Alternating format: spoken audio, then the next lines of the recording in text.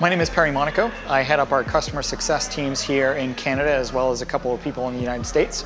And we work with talent acquisition professionals around the world to ensure that they have policies and procedures in place to be able to attract the best possible candidates they can off of LinkedIn.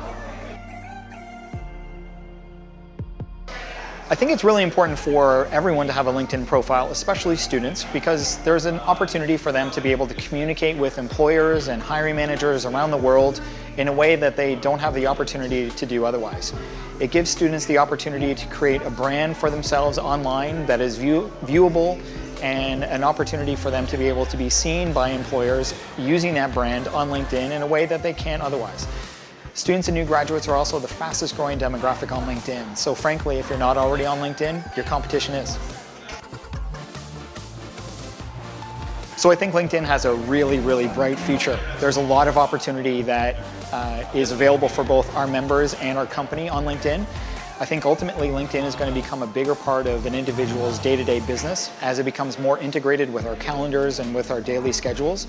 LinkedIn is just going to become irreplaceable when it comes to everything that an individual has to do in their day-to-day business life.